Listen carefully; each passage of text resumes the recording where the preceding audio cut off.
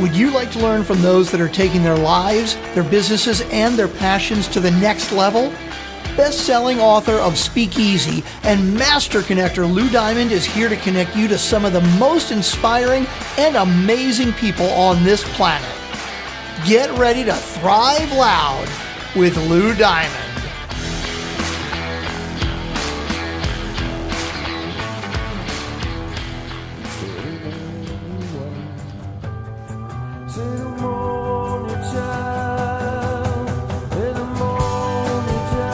Welcome, everyone, to another spectacular episode of Thrive Loud with Lou Diamond, connecting you to the most inspiring and amazing people that are thriving each and every day. I'm your host, Lou Diamond, and today on Thrive Loud, we have an inspiring force of nature, a beacon of hope, and a catalyst for positive change. From owning hundreds of rental properties and establishing multiple businesses to leaving a lasting positive mark in Kenyan villages by helping children attend school. Pretty awesome stuff here. This woman also has an amazing book called Hidden Memories. Discover what's blocking you from life and love. It's the one you need to pick up, get it in your shopping cart, put it in your thing, get it in your house, order it, however format you want to help you find a more brighter, more fulfilling future. Thrive Loud listeners, excited to bring you Melissa Osorio. Melissa, welcome to Thrive Loud. Hi, happy to be here. Thank you for having me. Excited to have her here. As you can tell, for those watching the video, she's got some pretty bright colors. She's got a bright, big smile on her face. She's coming to us from San Diego, California, which means the weather's always awesome, and she's in a super spot, which means she's a super person. So here's what I want to do, Melissa. I want to do a little rewind here. I want to go back as far as we need to. We may have to. I normally say I don't want to go all the way back to the womb, but we might have to. I want to help people understand some of your earliest memories so we can go back a little bit to understand a little bit about how this world and this focus that you're focused on right now became your gig. Perfect. So I will start by saying that for most of my life, I actually didn't remember my childhood. I didn't have any memories for the first 16 years of my life. I only had like little snippets of information. And most of what I would call a memory were just the images that I saw, on family photos here and there as I was growing up. However, I did have the beautiful blessing of writing my book, Hidden Memories, Discover What's Blocking You from Life and Love. And in doing so, I realized that our history doesn't really start with birth. It actually starts, as you said, way before that. It starts with our parents' birth and their parents' birth. So to just give you a quick overview of that, my ancestors come from Spain. And both on my father and my mother's side, both families were extremely like in poverty, in literally like extreme poverty. And they moved to Venezuela at different times, just looking for that promised land, that Venezuela used to be 50, 60, 70 years ago. Myself and my 4 siblings were born there. And unfortunately, not only the life in our household declined as the marriage, continued and before I was born, but also the quality of life in the country dramatically declined. So when I was born into a very, very turbulent household and an extremely dangerous country. So thank you for sharing, Melissa. And in a dangerous time, dangerous company, and we only know Venezuela may not have gotten better today. That's for sure. Tell me about when did you start to uncover some of those earlier memories? Like you had said, that you really weren't able to remember anything until you were about 16 years old. What did you do, or how did you go about trying to find out what happened from when you were born to that teenage years? Well, as so many people, I never questioned it. I wasn't versed on mental health. So back then, I didn't know that lack of childhood memories or large memory gaps, like years, your cousins remember, your siblings remember, but you don't remember, are actually a super strong indicator that your brain hid some memories from your conscious awareness for your own protection, and in many cases for your own survival. Mm-hmm. So my entire life, I really attempted to hit all the boxes of success, right? Like society describes it. So I tried to keep myself healthy and fit. I tried to make a lot of money and succeeded at doing that. I also failed dramatically, but succeeded again, which is a good thing. Married a guy that by all accounts was a good catch. So I was setting myself to really have the life of my dreams, but it was far from that. I was extremely unhappy. My health was declining. I couldn't really find any reason why to be alive, when I was there in my 30s and even in my earlier years. So out of that desperation is when I started to make changes in my life. I divorced, my then husband, and that event was actually very liberating for me, but it hit me really hard. Like the fact that I was still unhappy after my divorce really hit me hard, because then it wasn't the marriage that was causing the problems. So I continued to decline for several more years, into alcohol dependency, into a life that was completely devoid of like my values. And I wasn't living according to my moral standards, until finally the pain and desperation was so much that I decided to take really, for me and for many people, what will be considered extreme measures, and fly down to Costa Rica, go to a center where people were getting helped. I didn't want to research with what, but I trusted the friends that recommended this center for me. And when I went there, I thought I was going to go to try to find a purpose, to heal my heart from like multiple heartbreaks.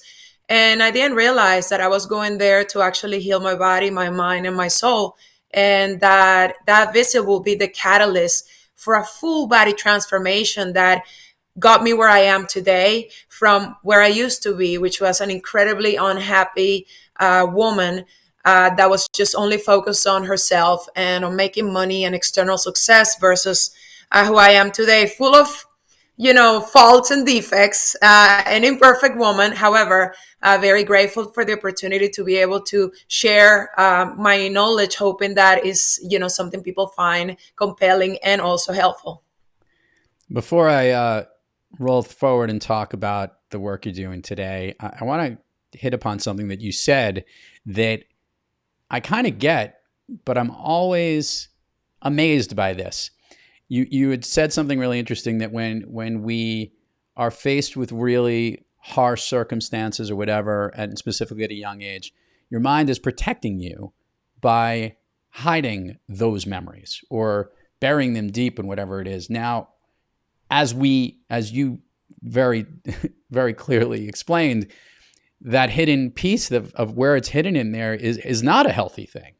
So I'd be curious to know, and I don't expect you to have the answer, but we could talk about this in conversation. Why do you think our minds does that? Is it a short-term protection, or is there a longer term? Are all those other symbols that are coming out kind of like, hey, you need to unlock this safe in here and let this out?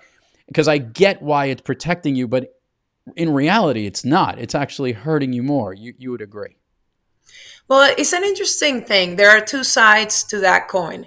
So the one side is, how do you heal a wound you don't know you have, right? The brain main purpose is survival. So it will consistently and very often, more often than people realize, hide memories of traumatic events, especially if they happen in your childhood, especially if they were prolonged and ongoing, because to the brain, what those events cause in your body resembles death. So your nervous system goes in high alert, fight or flight states, your fear center takes over your brain. So the brain is actually doing you a favor. Now, the other side of the coin is, a lot of people, and this is important, and I actually didn't understand this right off the bat, but now I realize it. A lot of people, myself included, wouldn't be alive if we would have completely remember what happened to us through our childhood.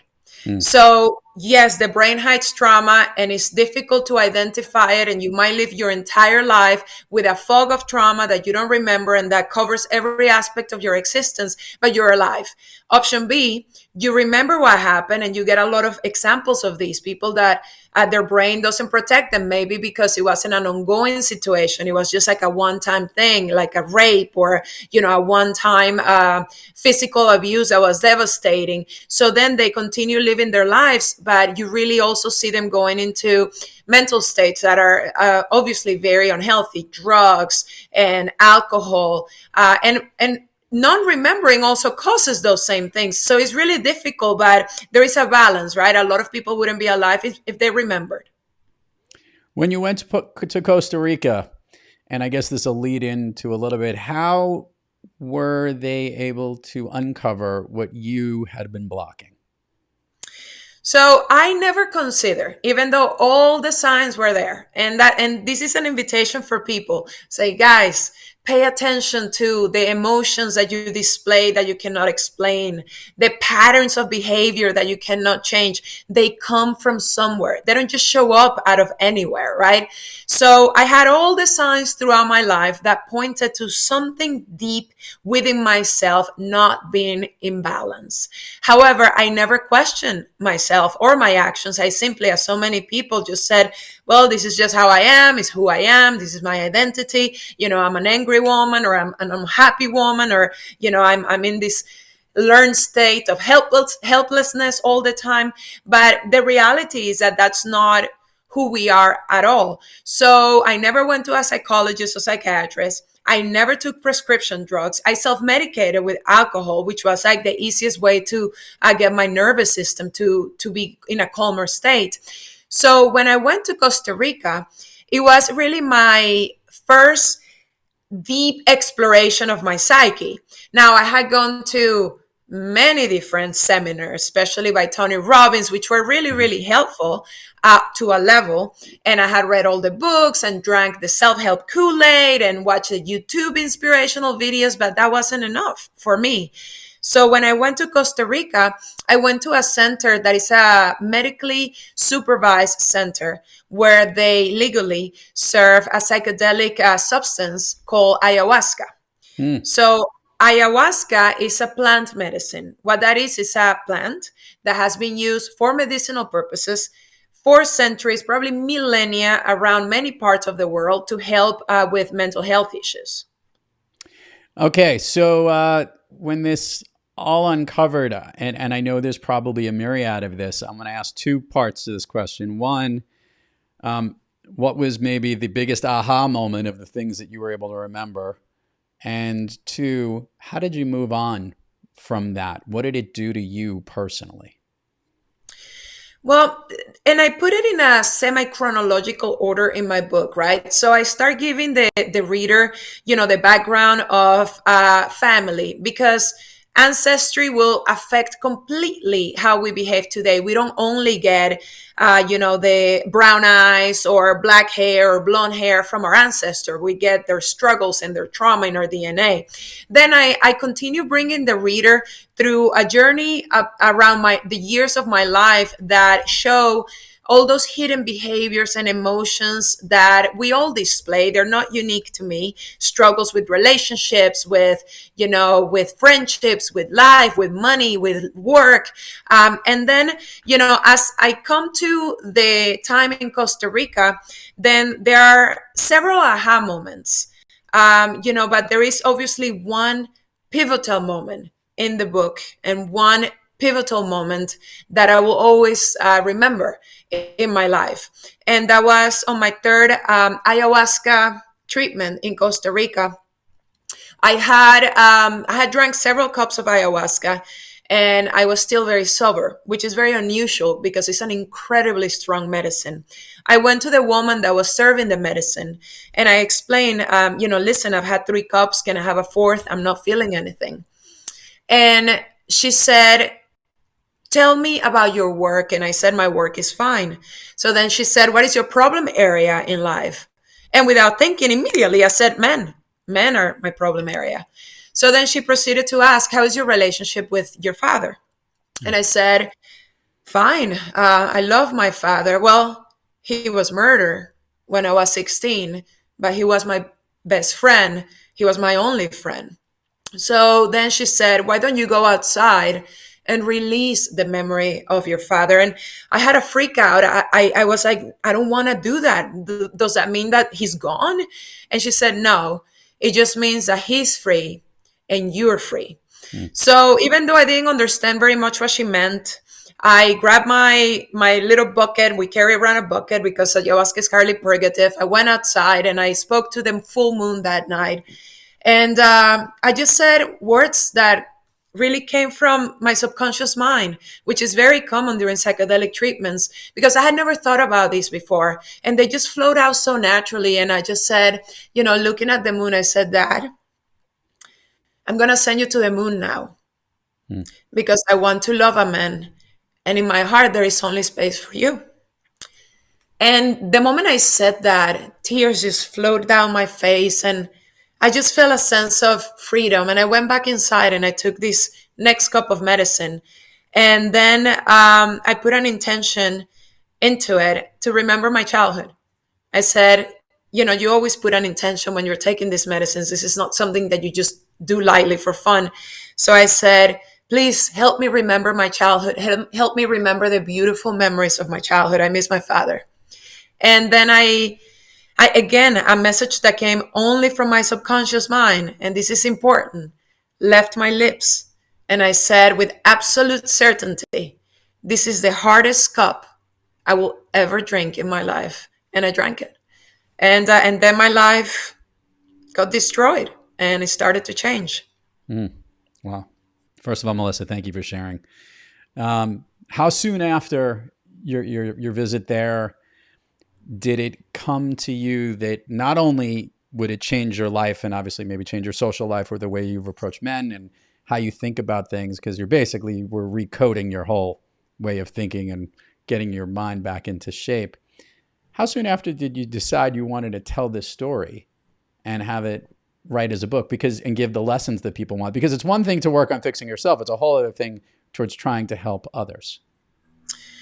Well, it was a very interesting 2 weeks of my life there in Costa Rica, because I not only started to recover my memories, but I also had 1,000 questions come up in my mind. How is this possible? Why didn't I remember all these years? Why didn't I say anything before? So it became so obvious that I needed to go in a deep research for myself. I've always been a lover of science and of the rational explanation behind things. Even though I'm a very spiritual woman, I need to also know the other side of things. And I can tell you, those 2 weeks, I knew I was going to write a book, even though I had never even kept a journal in my life. But I knew I'm not unique. I'm not the only person this has happened to, and I'm going to write a book about it. It was almost like all of a sudden I understood this was one of the missions in my life. Melissa, I want to ask a question. Is there a way to unleash those memories that you have without having to partake in dealing with the drugs that you had to take to get that psychedelic nature of what you had to do? Absolutely. So what happens in your brain when you experience a traumatic event, usually that is ongoing, and it's more often when you're a kid, right? Like when this happened when you're a kid and it's something that is not just a one-time thing, but it happens several times. The fear center in your brain takes over and the memory center shuts down, your rational brain shuts down. So there are many ways to be able to counteract that as when you're an adult. Psychedelics is just an accelerated path to that because it actually changes very rapidly the brain chemistry. So the opposite of what happened during trauma happens with psychedelics. However, there are many ways to be able to do that as well. Hypnosis therapy. is one of them. EMDR is another advanced psychological technique that is very, very successful with this. Even somatic therapy can unleash and unlock different areas of your body. Energy healing can unlock different memories. And I'm so blessed because ever since publishing my book, I've actually had people contacted me and tell me, oh my gosh, I went through the same thing, but I was under hypnosis, or I was in EMDR therapy, or through a, very intense, raw, situation of like massage and a very intense release of trauma in my tissues. So there are many different ways for people to be able to access, anything that might be hidden in their subconscious mind. By the way, you answered a question that I normally ask when people write this book. You've given a gift to the world, and I would normally ask the author, what is the gift that you get in return? And it seems like this feedback from other people must mean a lot to you, to know that you're helping other people along the way. True? Oh my gosh, it's been such a beautiful gift. The reviews, the comments, the messages I get, and beyond the physical, beyond what I can perceive when I read a message, there is also the scientific backed belief, and it's also written in the Bible, and it's written in ancient, writings, where our actions really affect energetically back and present and future many, many people and many generations, because we're all connected, energetically. So it is said that when we're healing ourselves and where we're breaking these cycles of trauma, which, by the way, they're cycles of trauma. They don't just happen to one person in the family. They come and they're happening and they're repeating and they continue to happen. So it's the beautiful gift of knowing that, the people I come in contact with, the people that were affected before me and the ones that won't be affected after me, from the same, painful experiences that I had to survive, will be able to, maybe remember me or not even know it was me. And just, if they remember me, they will remember that girl, that woman that, put out information into the world that made a change, made a difference. And that's extremely rewarding. Melissa, let's do the admin part of the show before we do a little bit of Fun Street here. Share with the listeners all the places people can find you, websites, URLs, social handles. We will put it in the show notes. It always gets more engagement when they hear it from you. Perfect. So my website, Melissa Osorio, that's OSORIO.com. You can find my Instagram there. You can find the link for Amazon for the book, as well for Audible. And I narrate it, so you get 7 hours of my accent. And then I'm very, very active on Instagram. So Instagram is sort of like my growth journal, where I share my journey, I share insights with people. And that is Melissa_Osorio_remembers. Got it. So underscores in the Instagram, dashes on the website. We got it all. All right. Melissa, we're going to go down Fun Street here. And I have a good culmination question, which I'll get to. But here's how we roll. I'm going to start off by just asking, is there an all-time favorite movie of yours, one that you like? Maybe if it's on, you like to rewatch it or something of that nature? Well, yeah, I have quite a few, but I have to say I love Pretty Woman. It has been such a, romantic movie for me. I actually quote a little bit of it in my book. Secretly, I've always wanted to be Julia Roberts minus the prostitute part. And to just get this love story, this knight in shining armor that comes and comes into my life and takes me away in his white horse. However, through my personal growth, the movie has also taken a different significance, which is, we're often taught that we are half of an orange and we need the other half. And she comes and saves him and he comes and saves her. So, I love the movie still. It's a beautiful story, but no one is coming to save me, and I'm not here to save anyone. We're just here to help each other grow, and we're already whole as we are. Gotcha. We're going to do the Speakeasy Pub Crawl here, Melissa. We're just going to stop at all the famous places that relate to you. These are all your stops. Every stop we go in, things that you enjoy, things that you like, and things that you want to share with the listeners. So here we go. Melissa, of late, a song that you love to listen to, or maybe one that pumps you up of late. Ooh. Wild Horses by U2. I actually have a tattoo on my back of part of the lyrics. I'm a huge U2 groupie. Love it. Favorite food that's not a dessert? Ooh, tacos. Favorite dessert? You know, I don't have a sweet tooth, but it will have to be bread pudding with like the butter rum sauce. Oh, I like that. An activity you wish you did more of? Meditating. I have a difficulty with sitting still. An activity you wish you did less of? Overthinking. Good answer, and very quickly. A new activity, one that you've recently tried that you like so much you want to tell everybody else to try. Oh, beach volleyball. Oh, okay. I've been playing beach volleyball this year for the first time in my life, and it's amazing. The sun, the fresh ocean air, the sand, the grounding, the activity, amazing. Melissa, if I could snap my fingers and you can be anywhere in the world, where are you? I'm right here. I'm home. For the first time, I'm wanting to be home. I've traveled a lot. I've run a lot in my life, and when I come home, I'm happy. I'll now ask the last symbol hitting question here, and that is, Melissa, how's your relationship with men? It's beautiful.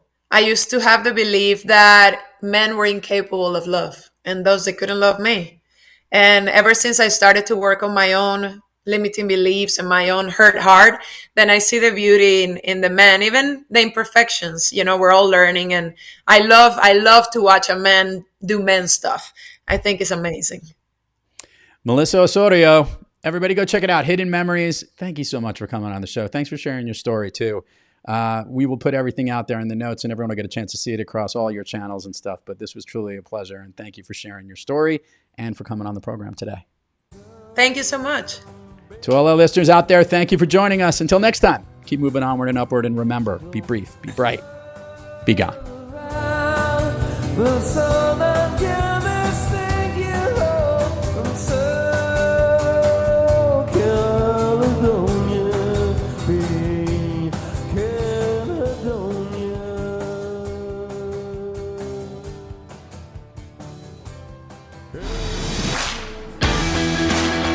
You've been listening to Thrive Loud with your host, Lou Diamond. Check us out on the web at thriveloud.com and follow us on Instagram, LinkedIn, Twitter, and Facebook at Thrive Loud. And check us out on the Good Pods app at Thrive Loud, where you can follow, listen, and connect directly to Lou and all of the Thrive Loud episodes. Thanks for listening.